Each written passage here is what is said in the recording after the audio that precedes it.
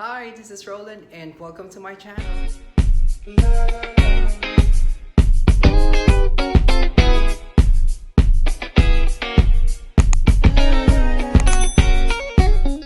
So in this video, what I'll be sharing with you is one of the best things that happened in my life here in Dubai, and that is my dog, Banjo. Now, I mentioned in my previous video that I've had a lot of dogs since I was 10 years old, but out of all the dogs that I've had, Banjo really holds a very special place in my heart because he's taught me a lot of valuable things since I got him. How he changed my mindset with the way how I look at dogs in general, and at the same time, how to be a real responsible dog owner. So I'm making this video because I wanted to share the story of Banjo and how I got him. And at the same time, I also want to send a message to my fellow Filipino dog owners or other dog owners who have this preference with different dog breeds. So back in 2017, I was living my life here in Dubai where I felt like everything is just monotonous. I felt like there's something missing in my life. And as an OFW, I guess most of you can relate to this. We are known to be very hardworking, that all we focus on is about work. We don't have any social life. So basically the way that we live our lives here is just work, eat, sleep, repeat. And just like me, I was very focused on with my career progression. I was focused on with my job. And that's the time that I felt my social life is dead. And that's when I realized and thought about, okay, I'm missing a lot of things back home. I miss my family more than usual. I kept thinking about all of the occasions that I missed, like birthdays, Christmas, New Year, and on top of those things, I also miss my 3 dogs in the Philippines. So to share this funny story, every time I get the opportunity to go on a holiday, I always choose Philippines. Of course, number one reason because I have my family there, but at the same time, I'm always excited about seeing my dogs again because I miss them terribly. And as soon as I arrive at the airport and as soon as I reach home, the first thing that I would do is just ignore my family and go straight to my dogs and play with them. I don't even care about eating. I don't even care about going to bed or shower. I just wanted to spend time with my dogs, that's it. I don't usually go out whenever I'm spending my holidays in the Philippines because I want to spend more time with my family. And I don't even bother going out with my friends. Not that I'm antisocial, but I guess as an OFW, all of you can also relate to what I'm trying to say here. So yeah, I miss my dogs so much in the Philippines, and that's where I actually came up with the idea of why not have a dog here in Dubai. I think that's such a brilliant idea, I think. So I had a discussion with my flatmate and we had an agreement like, okay, why don't you look at different Facebook pages where you have these rescue organizations, and we can go and attend some of these adoption day events and maybe we can choose one. Where we attended this adoption day event, which is in Al Quoz. It's held in one of the boarding facilities or kennels for dogs and cats. And I remember there were so many dogs that I got really excited about, like different breeds, like huskies, there's toy poodles, there are Yorkshire Terriers, and there are also like local dog breeds like Salukis or mixed breeds like Labrador mixed with something else. And then yeah, I was so overwhelmed with the amount of dogs there that I actually felt na parang nasa Cartimar lang ako. Like looking back during my childhood, I was always excited to go to Cartimar, and it's just the exact same feeling that I got when I visited that adoption day event. So I had set my eyes on a smaller breed, so I saw a Yorkshire Terrier.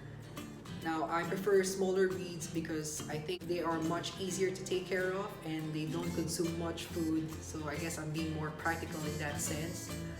But unfortunately, the lady who's organizing the event have told us that the dog is not ready yet for adoption, that it will take 3 more weeks before she's ready because she's got some health issues. So that was very disappointing. So me and my flatmate looked around and then we saw this small brown dog, which according to the lady is a mix of Chihuahua and Jack Russell. It's a very cute small brown dog. It actually looks more like a Chihuahua. And I was happy, like, okay, can we have this instead? But the lady said like, oh, sorry, he is a perfectly healthy dog, but unfortunately he's got some behavioral issue. So he's not really ready for adoption, or he might be, but then again, it's gonna be a real challenge for you if you decide to take him in. So she decided to point us to another dog.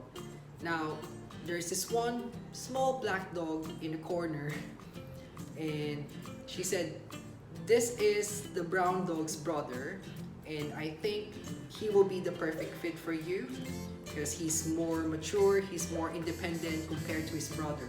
So we turned and looked at the dog, and I was like thinking at the back of my head, like, are you serious? Mukhang asgal. And of course, it's not love at first sight.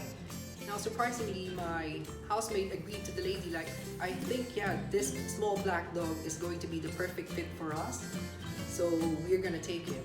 I was really shocked when I heard that, so I had to pull my flatmate aside and ask him, okay, why are you coming up with this decision?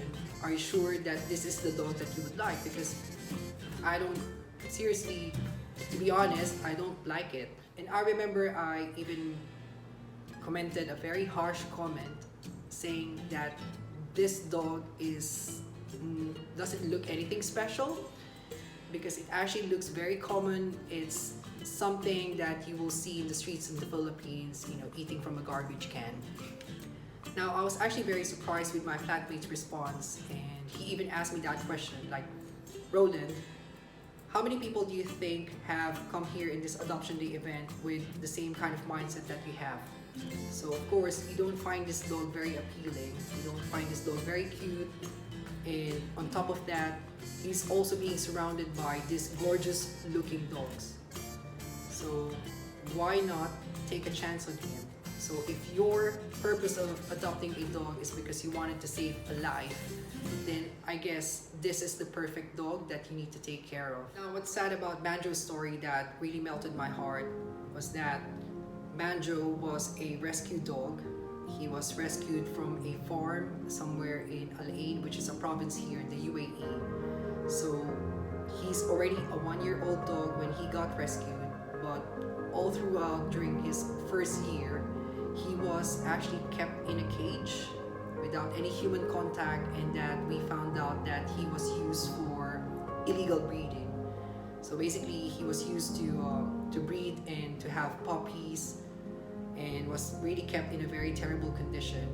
Now, that really broke my heart because he was not the kind of dog that is very playful, not the typical normal dog that if you touch him, he'll be wagging his tail, so nothing like that.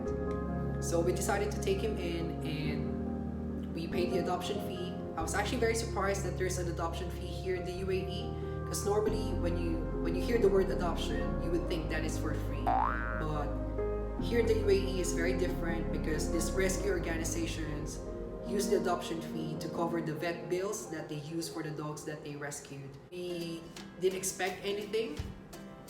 He was so quiet, he was so calm, but then he decided to become very aggressive because, again, lack of human contact. He's not a properly socialized dog. He was never petted before. It's very challenging for us because it really took some time, like around 5 months, for Banjo to be like a normal dog. I remember the struggle was so real that there are days where I come home from work very tired, very gutom na gutom ako, that I'll found out the house was fully destroyed. Poop everywhere, pee everywhere, nandun yung kinain yung chinelas mo, nandun yung ginat-gat yung couch. So it was a real struggle, and there was also a time that we got bitten. But what I really learned about having Banjo in my life is that you really need to have patience and understanding, especially if you consider yourself as a dog lover. And this is where I'm coming with my message. Now, when we think about having dogs, we usually have this preference towards purebred, or we always want something that is white, or it could be fluffy, it could have curly hair, or it needs to be cute. But we fail to realize that all dogs can actually give you the same unconditional love regardless of the breed or regardless of their appearance. And that is something that I learned from having Banjo. So it taught me a lot of patience, it taught me to be more understanding, especially with the way that he was treated and the way that he recovered to be a really nice dog that he is now. Now again, thinking about it, it's not totally love at first sight, but it's real love that I got from my dog Banjo. It's just like someone who's got a crush on you and you're like, then after a week you're already together. So something like that. Now you might say that this dog is very lucky to have a second chance at life, but I think between the two of us, if you're gonna compare it, I'm actually the lucky one because I got the love of my life. Is it? Oh, he's shy.